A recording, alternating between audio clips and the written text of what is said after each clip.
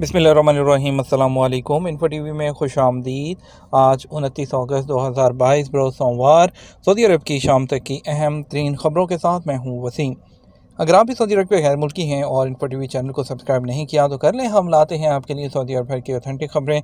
आज शाम के न्यूज़ बुलेटिन में भी नई अपडेट्स शामिल हैं, तो वीडियो को मुकम्मल देखिएगा। शुरू करते हैं पहली खबर के साथ। नए तालीमी साल के आगाज़ पर ऑनलाइन शॉपिंग का रुझान क्यों बढ़ गया? सऊदी अरब में नए तालीमी साल के आगाज़ पर ऑनलाइन शॉपिंग के रुझान में गैर मामूली इजाफा देखने में आ रहा है। रवायती मार्केटों में रश के बाइस सार्फिन ऑनलाइन ख़रीदारी को तरजीह दे रहे हैं। आजल न्यूज़ की जानिब से किए जाने वाले सर्वे में कहा गया कि स्कूलों की सालाना छुट्टियां ख़त्म होने से पहले मार्केटों में गैर मामूली रश की वजह से लोगों की बड़ी तादाद ऑनलाइन ख़रीदारी को तरजीह दे रही है।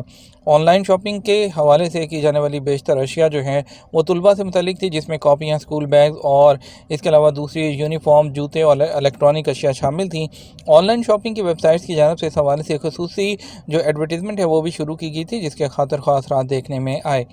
एडवर्टीज़मेंट में ऑनलाइन ख़रीदारी पर पुरकशिश डिस्काउंट स्कीमें थीं, उसने ख़रीदारों की तवज्जो हासिल की। सऊदी टेली कम्युनिकेशन की जानिब से जारी रिपोर्ट में बताया गया है कि अंदरून मुल्क से ऑनलाइन स्टोर के ज़रिए 95% खरीदारी रिकॉर्ड की गई, जबकि बैरून मुल्क से खरीदारी का तनासब 51.4% रहा। मक्का रीजन की 5 तारीखी मसाजिद को दूसरे मरहले में बहाल किया जाएगा। सऊदी वली अहद शहज़ादा मोहम्मद बिन सलमान की जानिब से जारी तारीखी मसाजिद की तजदीद, तोसी और तज़ीन प्रोग्राम के दूसरे मरहले के तहत मक्का रीजन की 5 तारीखी मसाजिद को बहाल किया जाएगा। इस प्रोग्राम का जो मकसद है वो मसाजिद का तहफ़्फ़ुज़, तज़ीन और आइश और उनके फ़न तामीर को बरकरार रखना है, जो पिछली सदियों में मौसमी तब्दीलियों से मुतासिर हुआ। सरकारी खबरसां एजेंसी एसपी के मुताबिक मस्जिद अल बेआ, जिसे मिना में अब्बासी खलीफा और अबू जाफ़र अल मंसूर ने जमरा अल अकबा के करीब तामीर किया था, मंसूबे के दूसरे मरहले के तहत मुकम्मल होने वाली पहली मस्जिद है। जापान और कोरिया के सफ़ीरों ने फ़ाल्कन नुमाइश का दौरा किया।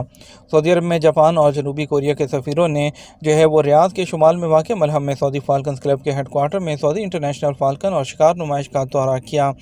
फ़ाल्कन नुमाइश में 25 से ज़्यादा पवेलियन हैं। गैर मुल्की सफ़ीरों को सऊदी फ़ाल्कन क्लब की जानिब से सकाफ़ती विरसे को ज़िंदा रखने, माहौलियाती बेदारी को फ़रोग़ देने और एक शौक़ के तौर पर फ़ाल्कनरी के सिलसिले को यकीनी बनाने से मुतल्लिक़ किया गया। मराकश में हलाक होने वाले सऊदी की मैयत अर पहुँच गई।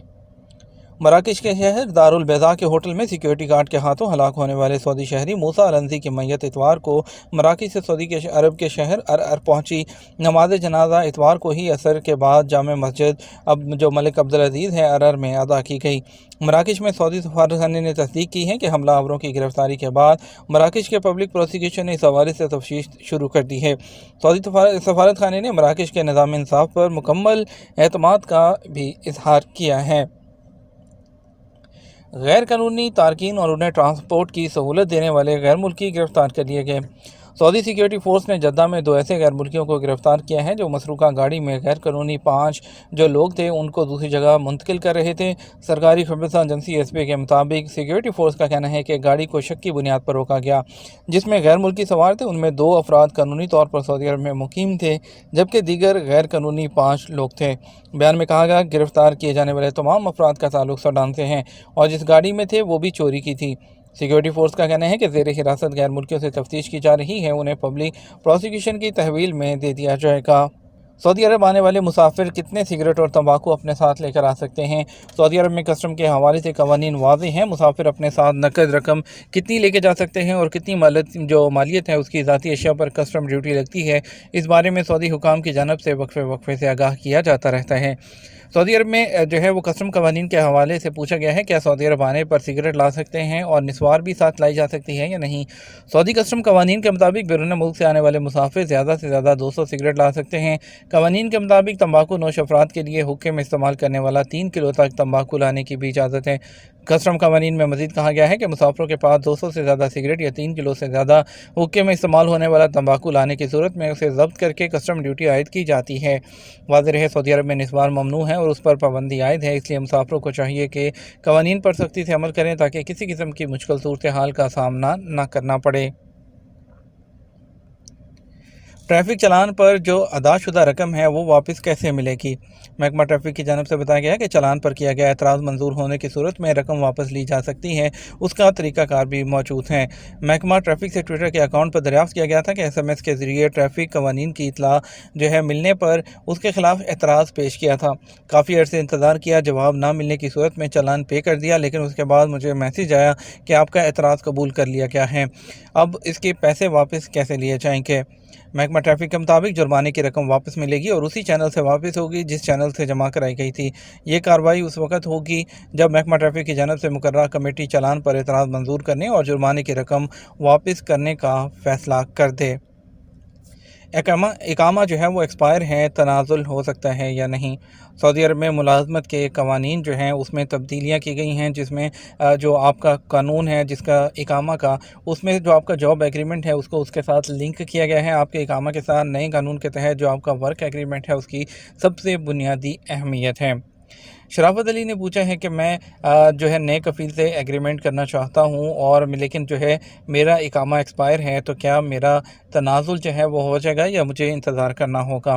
تو اس کے لیے آپ کو بتاتے چلیں کہ آپ کا اگر اقامہ ایکسپائر ہے تو آپ اور آپ کی کمپنی بھی ریڈ میں ہیں اور آپ تنازل لینا چاہتے ہیں، اقامہ ایکسپائر ہے تو آپ کو نئے کفیل کے پاس آپ بالکل وہ تنازل لے سکتے ہیں کسی قسم کی۔ نئے پاسپورٹ کا اندراج جوازات میں نہیں، واپسی کیسے ہوگی؟ سعودی عرب میں لگائی گئی پابندیوں کے خاتمے کے بعد حالات معمول پر آ چکے ہیں۔